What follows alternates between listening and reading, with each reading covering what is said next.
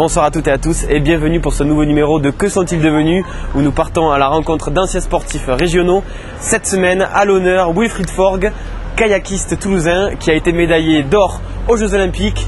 C'est parti. On t'a connu pour le canoë-kayak et puis particulièrement une médaille d'or aux Jeux Olympiques d'Atlanta. Alors, bon, on va recommencer par le début. Toi, tu es né le 22 décembre 1969 à Tarbes. Alors, première chose, le kayak, tu as commencé à 5 ans.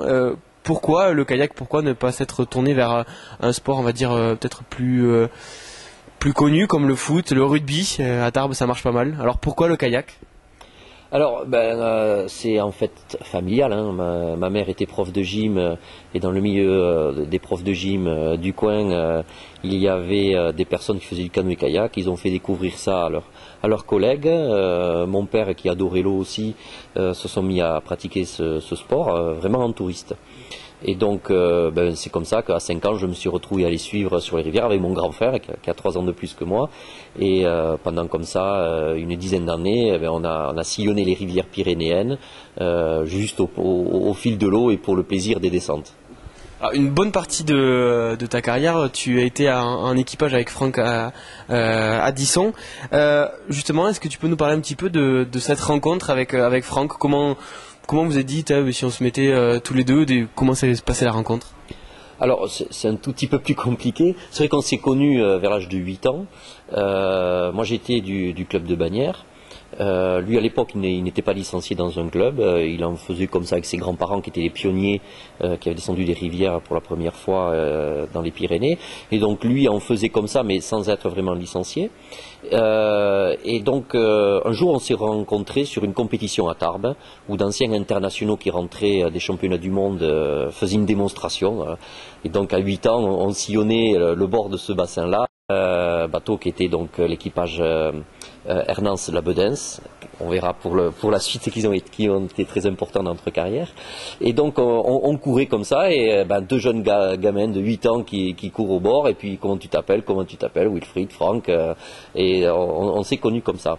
Et dans la discussion, moi je dis que je faisais du kayak à Bagnères, ça a intéressé, a dit pourquoi je viendrais, et voilà, pourquoi je viendrais pas, il est venu s'inscrire au club de Bagnères, et c'est comme ça qu'on a fait d'abord du tourisme, avec vraiment pas du tout l'idée de compétition. Voilà, jusqu'au jour où un de l'équipage, du fameux équipage Hernance Labedens, une des deux personnes, donc Marc Labedens, est venu s'installer à Bagnères de Bigorre pour monter un salon de coiffure, puisque sa formation était coiffeur, et c'est comme ça qu'a démarré vraiment l'aventure. On faisait du monoplace sur les petites compétitions en cadet, et puis ça nous a pris la queue comme ça de dire tiens, pourquoi on ne le ferait pas en équipage, en canoë biplace. Et alors, pour faire une blague notamment à notre entraîneur qui était Marc Labedens en monoplace, et pour lui faire une blague, à tout le monde, on s'est inscrit en canoë biplace. Et c'est la première fois qu'on montait ensemble. Donc moi j'en avais fait un peu plus que lui du biplace en tourisme avec mon frère ou avec mon père. Et donc je suis allé derrière. Comme je suis gaucher, j'ai pagayé à gauche. Lui s'est mis devant à droite. On a fait un petit peu quelques manœuvres comme ça pour savoir si on y arrivait. On est monté au départ et on a fait la course. Et alors c'était un sélectif régional, il n'y avait aucune ambition, mais on l'a gagné. Alors c'était rigolo et on s'est dit, tiens, si en monoplace au championnat de France on ne fait pas un bon résultat, on essaiera peut-être de se mettre au biplace. Et voilà comment a démarré l'aventure. Donc là on parle vraiment des prémices de ce duo. Alors avant d'en arriver à cette médaille d'or au JO d'Atlanta, on va dire les performances sont montées un peu crescendo. C'est pas tombé du jour au lendemain. Notamment, je crois savoir que c'est en junior où vous avez fait des choses pas mal. Je crois qu'il y a des titres de champion d'Europe, peut-être même du monde. Justement, tu peux nous en parler un petit peu de ces titres? Oui, alors c'est vrai que notre carrière a démarré donc en monoplace, en cadet, où on était dans un niveau national très très moyen. D'abord parce qu'on s'était, même si on a démarré très tôt en tourisme, la compétition on l'a démarré quand même assez tardivement en cadet. Et donc on n'a pas fait un résultat excellent en cadet en première année en monoplace. Et donc on s'est mis au canoë biplace en espérant se sélectionner au championnat de France. Et donc on était cadet deuxième année, on avait 16 ans.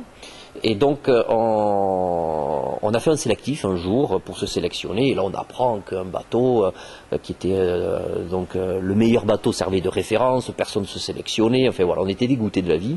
Et à la fin de la course, il n'y avait pas d'informatique à l'époque, enfin elle commençait mais elle n'était pas sur les bords des bassins.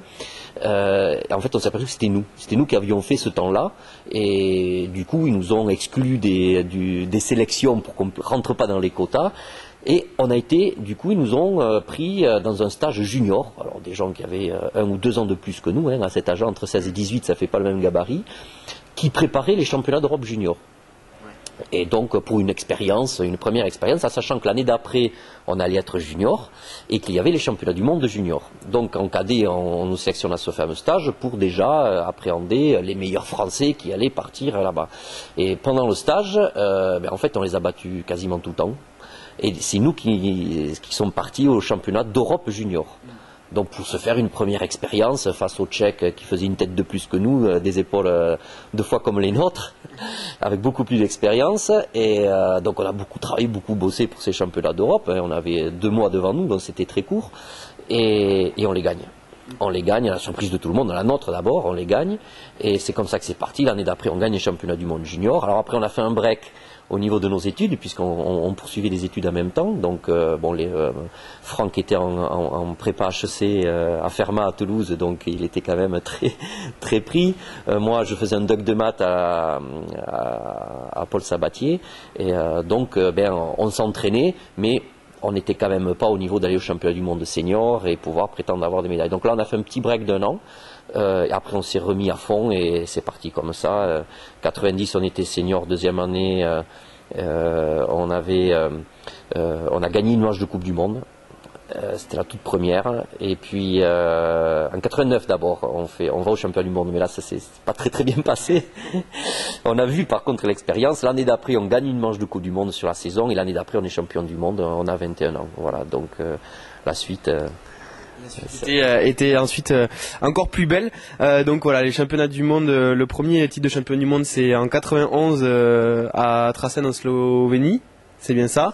Ensuite, il y a les premiers JO que vous faites ensemble. C'est à Barcelone en 92 où vous prenez la 3e place.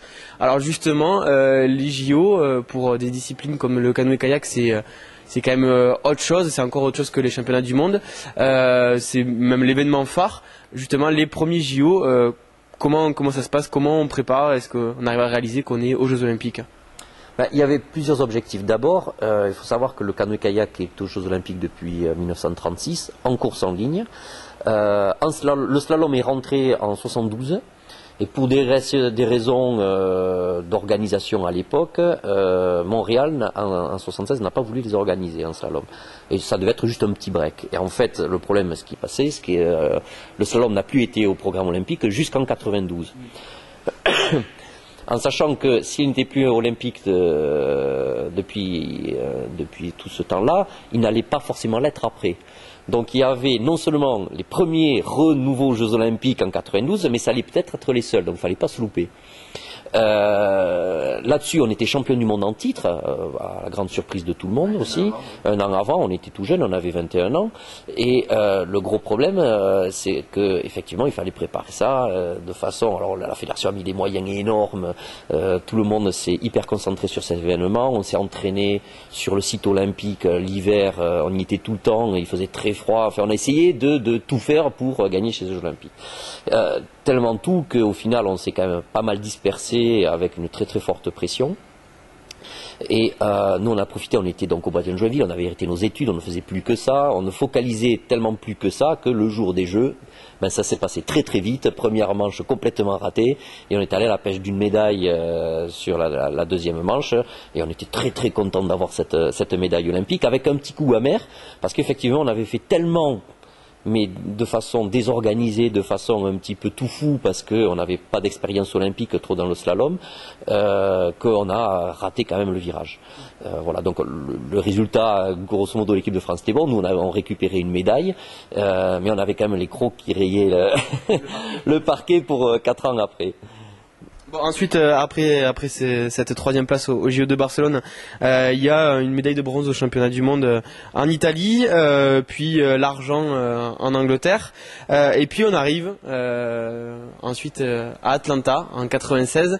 Alors là, clairement, vous visiez le titre ou finalement vous vous êtes dit bon, on s'est ramassé une fois.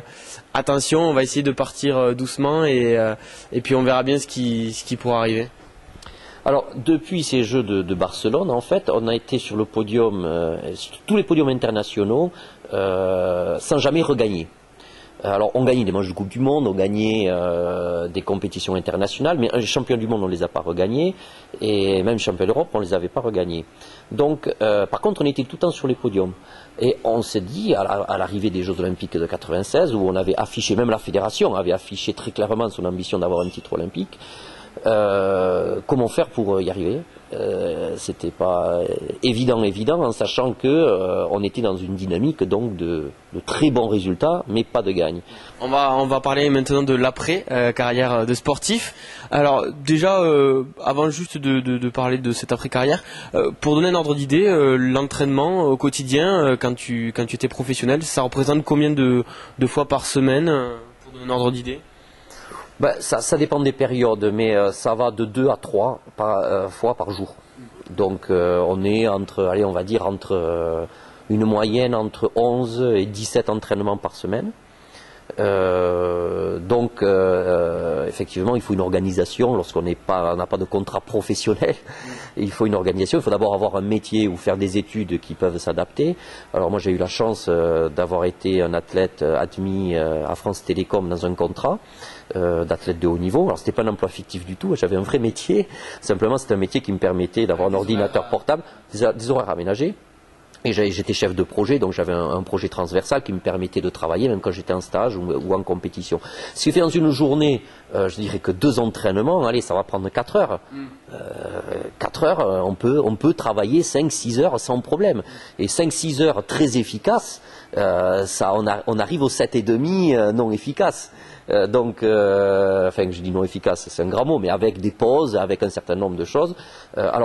On vit pas les pauses, on vit à 100 à l'heure, mais on peut travailler et faire du sport en même temps. Moi, quand j'entends ces discours qui disent « Ah non, on peut plus », moi je m'entraînais 2 fois par jour et je travaillais ou je faisais mes études. Alors oui, il n'y a pas de PlayStation, oui, il n'y a pas de la télé, des films. On était moins sollicité par les médias parce que c'est vrai que certains sports professionnels sont énormément sollicités et passent leur temps en dehors de l'entraînement à répondre à des sollicitations.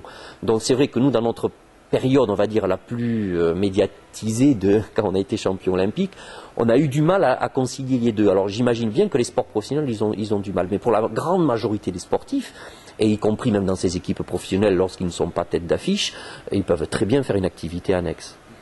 Bon, donc on en arrive à la reconversion. Alors tu nous en as un petit peu parlé tout à l'heure en nous disant que tu avais fait des diplômes dans les maths et puis ensuite je crois aussi dans l'informatique. Alors justement on en arrive à la reconversion. Alors aujourd'hui Wilfried Forgues qui n'a pas forcément le temps de faire du canoë tous les jours ou même plus largement que ça. Mais qu'est-ce qu'il fait au quotidien qu'est-ce que tu as fait comme reconversion? Alors, je fais beaucoup de choses. D'ailleurs, je suis assez critiqué comme un peu trop super actif. Ce qui fait que je me suis impliqué dans plein de choses. Bon, d'abord dans mon travail. Alors, pendant que je faisais ma carrière, j'étais à France Télécom. À l'issue des Jeux de ciné, j'ai eu l'opportunité, avec mon frère, de monter une société qui ensuite a été fusionnée avec une société qui fait des logiciels pour la télévision et les radios, qui s'appelle Media Broadcast Technology. Donc l'emploi du temps, c'est pas compliqué. Petite start-up à grande ambition. Quand je dis petite, c'est parce qu'on est une vingtaine d'employés. Maintenant, c'est une grande entreprise, je dirais, dans les projets, et dans ce que l'on dessine pour le futur. Mais c'est vrai que c'est forcément 60-70 heures par semaine. Allez, on va dire une moyenne de 60 heures par semaine. Donc une fois que j'ai passé ces 60 heures, il me reste le temps Il me reste le temps d'être impliqué dans le monde sportif. J'ai plusieurs casquettes à ce titre-là. Donc, j'ai d'abord été président du comité régional de Midi-Pyrénées de canoë-kayak. Ensuite, je suis toujours président du conseil d'administration du CREPS à Toulouse. J'ai aussi des missions nationales au conseil fédéral de la Fédération française. Plus je m'occupe de mon petit club Canoc dans le Tarn, à Lavore, plus plein de petites implications à droite, à gauche, ce qui fait que mes semaines sont très très bien remplies. Et même si on pouvait avoir 48 heures par jour, ça m'arrangerait. Voilà, c'était donc Wilfried Forgues. On se retrouve dès la semaine prochaine pour un nouveau sportif. Bonne soirée à tous.